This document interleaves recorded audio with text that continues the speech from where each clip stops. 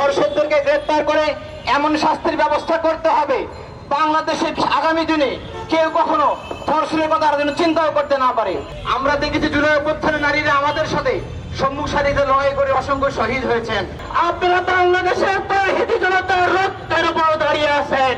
আমরা আইন শৃঙ্খলা বাহিনী এবং সরকারকে বলতে চাই, আমাদের বোনদের এবং মাদের সর্বোচ্চ নিরাপত্তা আপনারা নিশ্চিত করুন।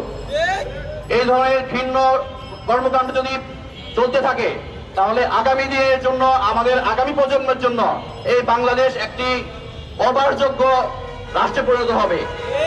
আমরা আমাদের আগামী প্রজন্মের জন্য একটি সুন্দর বাংলাদেশ গঠনের প্রত্যয় নিয়ে আজকে আমরা এই মানববন্ধন করছি। আমরা দীর্ঘ সময় ধরে দেখেছি এই বাংলাদেশে স্বৈরাচার সরকার বাংলাদেশে বিচারহীনতার সংস্কৃতি তৈরি করেছিল।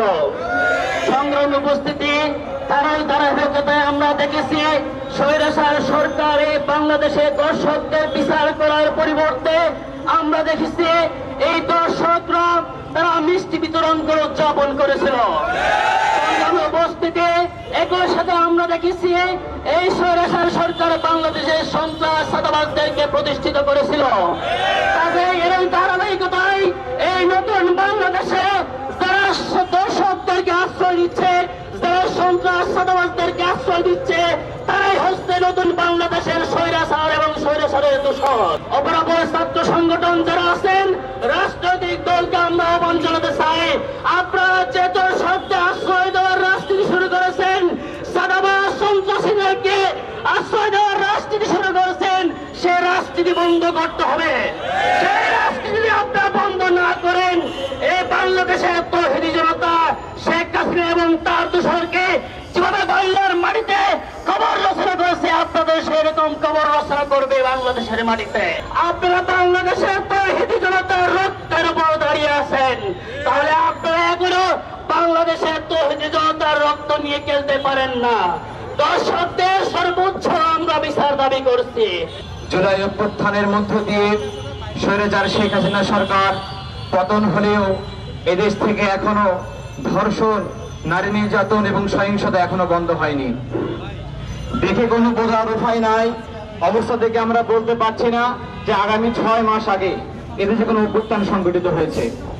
সংগ্রামী উপস্থিতি, আপনারা জানেন সাম্প্রতিককালে দেশের বিভিন্ন স্থানে নারীদের উপরে নির্যাতন এবং ধর্ষণের আশঙ্কাজনক হারে বেড়ে গেছে।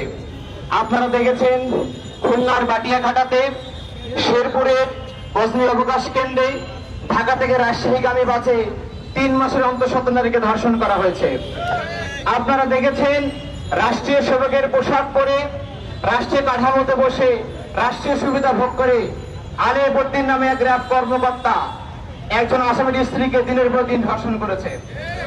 এবং গত 7 তারিখে আপনারা দেখেছেন মাগুরা 8 বছর বয়সের একজন শিশু আসিয়াকে ধর্ষণ করা হয়েছে।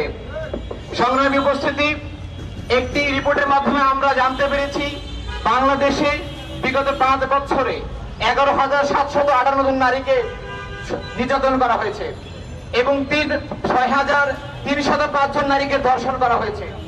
এটি প্রমাণ করে বাংলাদেশের বিগত ইতিহাসে কখনো তাদের বিরুদ্ধে সোচ্চারা হয়নি, কোনো আইনগত পদক্ষেপ নেওয়া হয়নি। এই আইনগত পদক্ষেপ নিলে এতগুলো ধর্ষণের ঘটনা কখনো করতে পারতো না। এদেশের আর্থসামাজিক উন্নয়নে, পরিবার এবং সমাজ গঠনে, জ্ঞান বিজ্ঞান চর্চায় এবং জাতীয় সংকট নিরসনে নারীদের অনবদ্য ভূমিকা রয়েছে। আমরা দেখেছি জুলাই অভ্যুত্থানে নারীরা আমাদের সাথে সম্মুখ সারিতে লড়াই করে অসংখ্য শহীদ হয়েছেন।